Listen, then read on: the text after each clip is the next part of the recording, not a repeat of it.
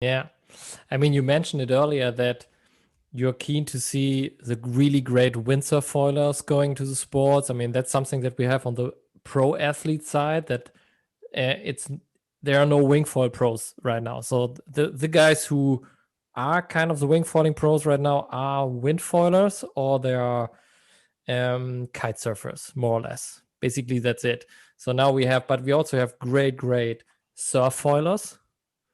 I didn't hear of like a really pro surf foiler who switched or who started wing foiling, something like that. Probably that's gonna happen. Um, and Yeah. and there's also this big thing on the consumer side that there are stand-up paddlers, there are windsurfers, there are kite surfers, but there are also people who have no water sport background right now who are kind of attracted to wing foiling. So that's super interesting. So how do you think is this gonna change like the whole market, like the dealers? Like, are we gonna see wing foiling dealers, or is it just your regular windsurfing guy then selling wings? That's an interesting question. Are we going to see wing specific? Well, we're starting to see wing specific everything else. We got, wing specific Instagram pages. We got, wing specific resorts happening now. Um, Podcasts. will we see wing specific podcasts? Yeah, right. I mean, the sport is really just in its infancy, right? It's only been around for two Hmm. years and you still can't buy the equipment. Um, yeah, I think we will. I think that, when we start seeing like winging in summer camps and, rented on lakes with sups with dagger boards, um, I think in the future we are going to see more, little wing rental places that are not even oil. They're renting wings to be used on the lake on sups or beginner windsurf boards cruising around. So I think, that's always the big chance for growth because there's only so many windsurfers, there's only so many kiters. But it's when you can step outside that box to reach out to the suppers or the skateboarders or what's happening now, like we're getting surfers who are doing a little surf foiling and now they want a wing foil. Hmm. There's such a limited market when you talk about windsurfers and kiters. I mean, the avenue for growth is suppers and summer camps, and that's where we're going to see it really explode, I think. Hmm. And we need the price point wing because what I really see, since the start of winging, I have the resort down here in Mexico, and for the first 2 years I had wings. The windsurfers and kiters weren't really into using it, but I have all these kids come down with their parents, and if I blow up a wing and I give it to the kid on the beach, it's blowing 22 knots. The kids will play with the wing on the beach for hours. And then they come Hmm. running up and they're like, "This is my new favorite water sport." And you're like, "We haven't even gotten in the water yet," but and they're running and jumping and gliding on the thing. They're learning how to flip it over. They're learning how to control the thing. It's crazy how kids are attracted to it. And like this summer was really interesting to see how fast these kids picked it up. And I guess with kiting, you have to be like, okay, let's go do these lessons. With windsurfing, you're like, okay, we're going to sign you up for lessons. Here's how you're going to learn. With winging, it's way better for kids because you just blow up a wing and you're like, here's a toy, go play with it. And so we Hmm. saw a few kids in Hood River, like Tony's son, who's like 10 or 11, and they give these kids a couple wings. They go down to the sandbar where everybody's launching kites and stuff. And these kids are running and jumping for hours. And then they get the little skimboard out and there's, a little puddle of water and they're running and jumping on the skimboard and going across. They did that for like 3 weeks this summer, 6 hours a day. We call them the Nat Squad, Hmm. and they're just down there having so fun with it. And then, they start to be like, okay, let's try a board. The next crazy thing about wing foiling that you don't see in any of these other sports other than sup is that you can do it on your knees. Like you Hmm. don't even have to have enough skill to stand on the board. These kids are on their knees foiling all the way across the river and back with the wing, never getting off their knees. So if you can give people a sport that you can do on your knees, that just incredibly broadens the number of users you can have. And so, then these kids are like 1 week blasting back and forth on their knees, staying upwind, and then they're standing up. And then one more week, they're like demanding foot straps, and then they give them foot straps, and now they're out there jumping and doing 360s with me. And these kids didn't have any lessons. They didn't, I don't know, kids are kind of adverse to taking lessons. It's kind of like a sort of intense thing. You're going to go take this lesson, or your dad's going to teach you. It's amazing that you can just give them the wing and be like, here's a toy, go play with it. And the whole time they're playing with it, they're learning all the skills you'd be teaching them anyways. And it was so cool to see, honestly, how fast these kids picked it up, just using it as a toy, and that's going to be a huge market too, is like, it was actually, so then Eli's doing it on the skimboard, right? And he's ripping back and forth, and his dad takes him to the coast. Tony Lagos takes him to the coast, and the kid is on the beach with a sling wing, throws the skimboard down, and he's going like 2 miles down the beach on the skimboard.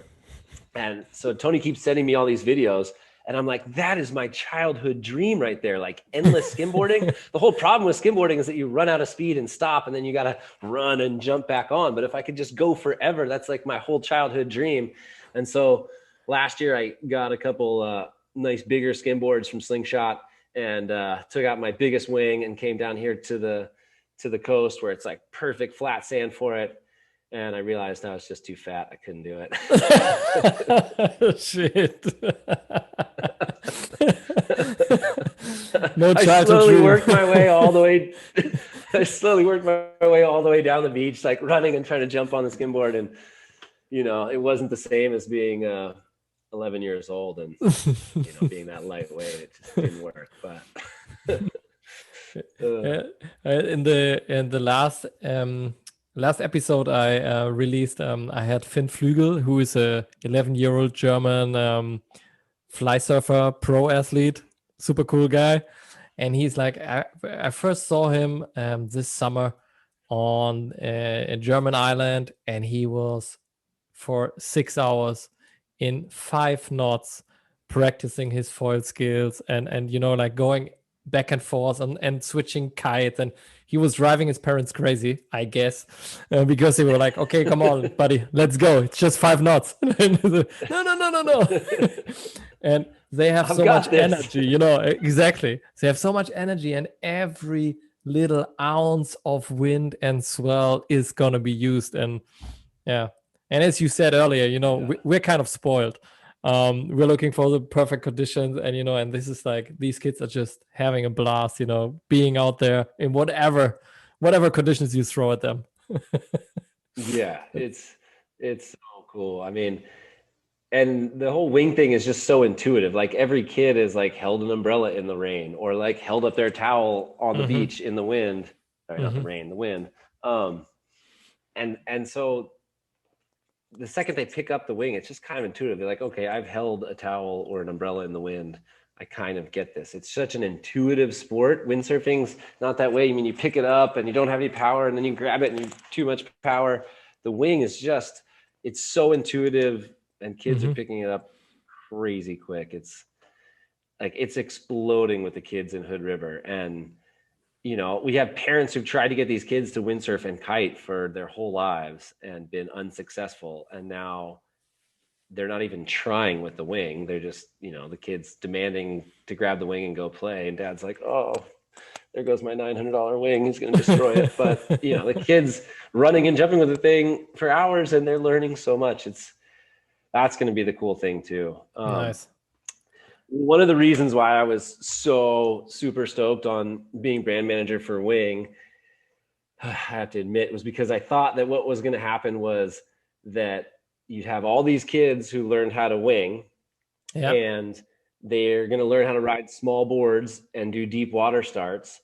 And then if the kid can ride a small board and wing and foil, that same kid, I imagine, is going to be able to go right onto a windsurf foil board, uphaul. The balance is almost exactly the same with sheeting in, sheeting out, and they're going to be able to get up and go wind foiling their first day. And because they know how to do, sink the board and do the deep water start with the wing, that's going to translate super fast into in to being able to do a water start. So the problem with windsurfing is you just have this super long learning curve and it takes months and months to learn.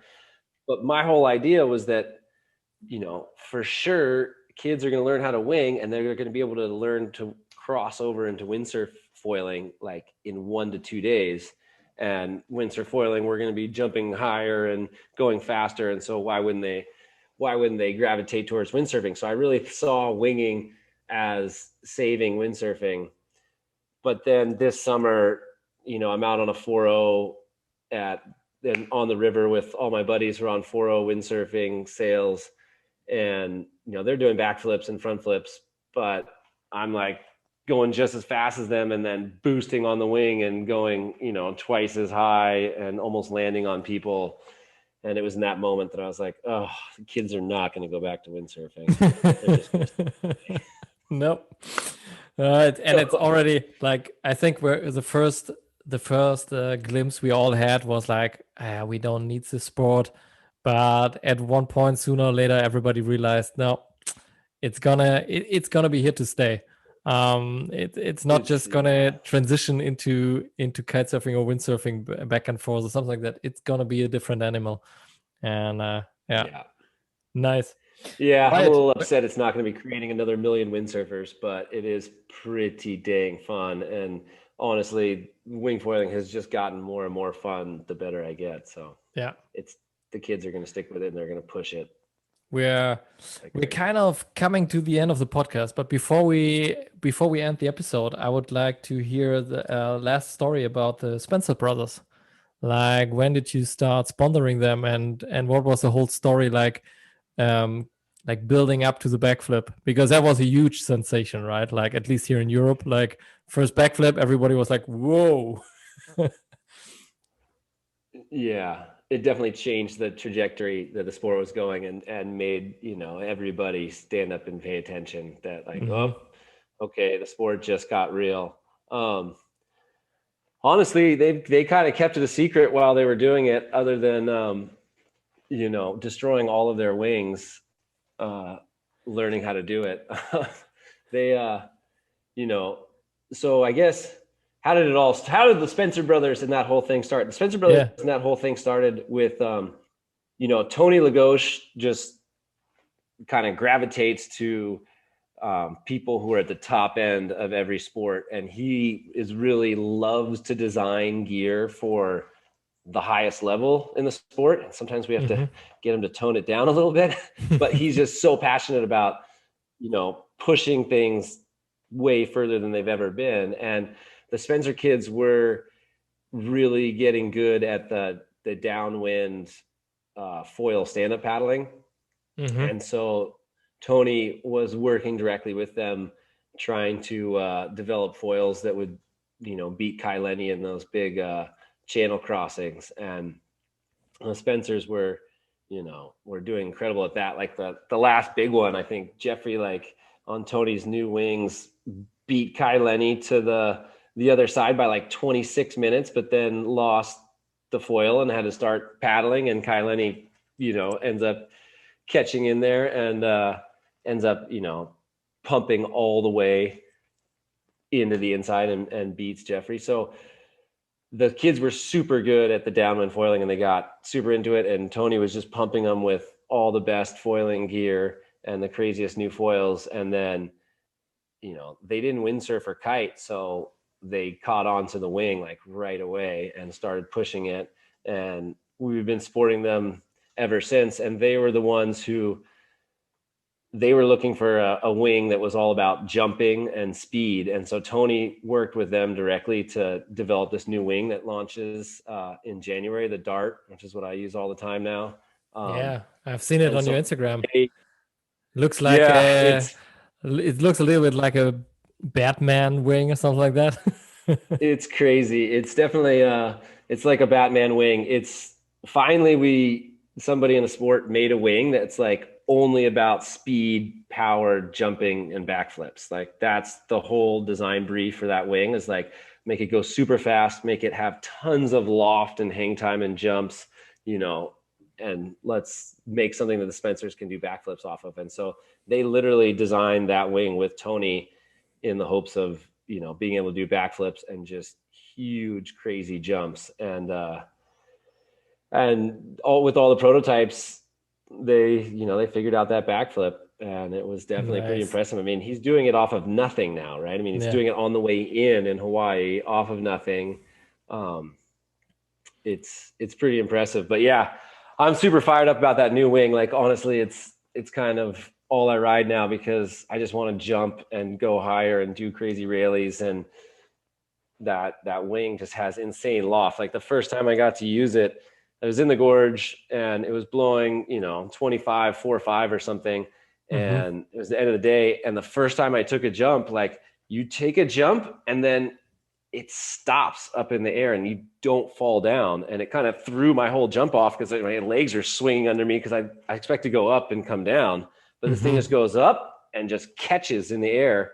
And you're like, what? It's got an even more massive leading edge. And it just has so much loft and float that it actually like freaked me out. And I like ditched my board, and then I'm slowly falling back towards my board. It was kind of sketchy, because it's just so different than anything I ever tried before. And, that wing was the Spencer's backflip wing. I mean, they wanted to do a backflip. They sat down with Tony and they designed a wing that was just made for speed jump backflip. Nice. Yeah. Looking forward to ride one. I'm really curious to get my hands on one. Yeah. It's definitely like every wing company, it's kind of a monotony towards the drifting wing. Like F1 came out with a really light, really nice drifting wing, and that was the direction that winging was going, was riding swell downwind and drifting. And so you just see the videos of Kanaha on Maui, and there's like 15 brands out there and 80% of them look exactly the same. So I'm excited to see how people take to this new dart wing. I mean, it's not the most well behaved, it's not the best drifting wing by any means, but finally we have a freestyle jumping speed wing on the market. It's going to change things. I'm scared to see what everybody's going to do on it. Nice. That just means I got to try it next. Yeah, looking forward to your backflip. And your new helmet. It's coming soon. Yeah. Get down.